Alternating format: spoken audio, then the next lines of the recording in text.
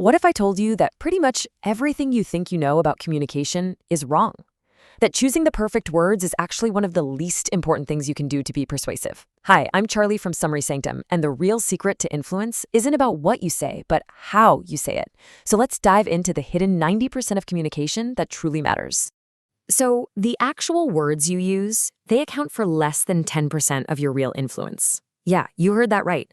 All that time you spend agonizing over the perfect phrase, you're focusing on just a tiny fraction of what makes people lean in, listen, and actually believe you.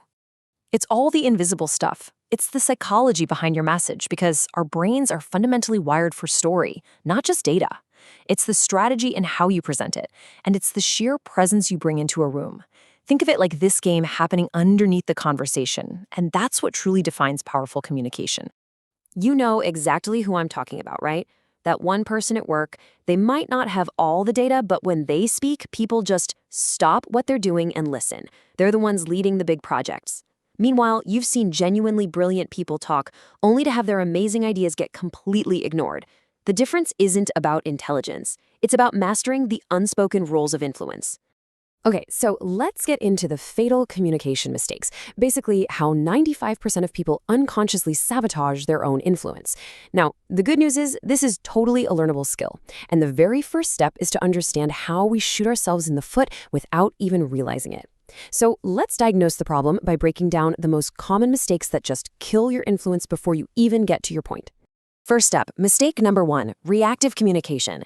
This is when you act like a ping pong ball instead of the paddle. You're just waiting for others to lead, to set the agenda, to kind of give you permission to speak. By constantly reacting, you're literally training everyone in the room to see you as a follower, and you're diminishing your own authority with every single interaction. Oh, mistake number 2 is a big one, information dumping. This is one of the biggest traps for smart people. We think that just piling on more facts, more data, more slides will win the argument. But the absolute opposite is true. It creates cognitive overload. The human brain interprets a flood of data as a kind of threat, and it just shuts down its logic centers and starts to emotionally resist. So people tune out not because you're wrong, but because you've completely overwhelmed them.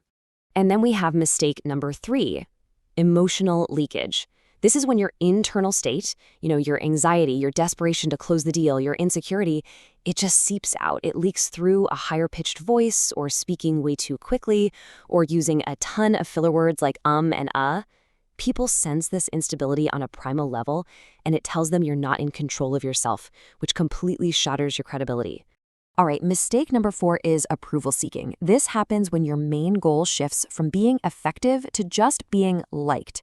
You soften your stance. You avoid any kind of healthy disagreement. You just tell people what you think they want to hear.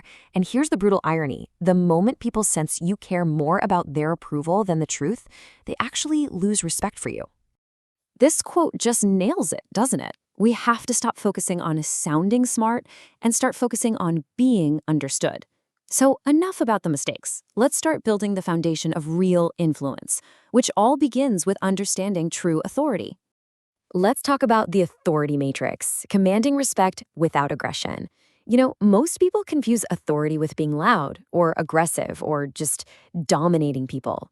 But real authority is the opposite of loud. It's a quiet confidence. It's calm. It's controlled. And honestly, it's magnetic. It draws people in rather than pushing them away with force. And here's the crucial difference. True authority is built on competence and emotional control. It earns you lasting respect. Aggression, on the other hand, is just a mask for insecurity. It uses force and intimidation to get you temporary compliance, but it signals weakness, and it completely erodes your influence in the long run. So, building this true authority rests on 4 critical pillars. First, there's emotional regulation. This is your ability to stay calm when everyone else is panicking. It signals control and makes you a stable force in any room. Second is intellectual confidence. Now, this isn't arrogance. It's having deep conviction in your ideas, even if they're unpopular. Third, purposeful communication. Speaking with clear intent, knowing exactly what you want to achieve instead of just filling the silence. And fourth, competence demonstration. Because ultimately, authority is proven through action. It's about consistently delivering results. Okay, let's move on to mastering your first impression. and the neuroscience behind snap judgments. See, all of this stuff comes together in the most critical window of any interaction, the first few seconds. People decide who you are long before you get to your brilliant idea. They decide based on a snap judgment, and neuroscience tells us it happens terrifyingly fast. 3 seconds. That's it. That is all you get. Our brains evolved this survival mechanism to instantly assess threats and allies.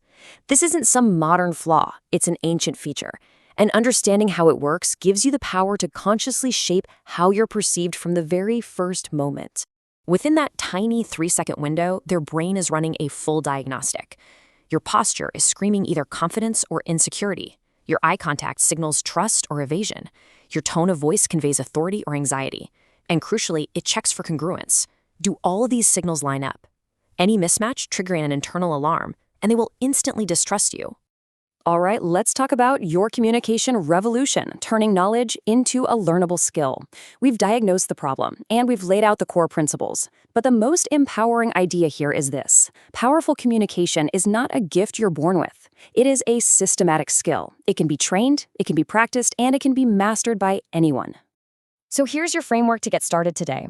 First, just become conscious. Start noticing these mistakes in yourself and in others. Awareness is the first step. Second, build your base. Stand tall, breathe from your diaphragm to stay calm, and practice holding steady eye contact. This is your physical foundation. And third, communicate with purpose. Before you even open your mouth, ask yourself one question. What is my single, most important goal in this conversation? And remember, this isn't about some secret trick. The most respected CEOs, leaders, and influencers on the planet, they achieved that status through deliberate practice. They drilled these psychological principles until they became second nature, and you absolutely can too. So I'll leave you with this final thought.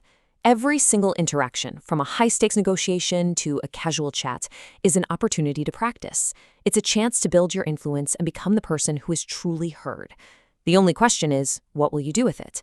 If you found this explainer valuable, hit that like button and subscribe for more deep dives. And let me know in the comments, which communication mistake do you see most often? Thanks for watching.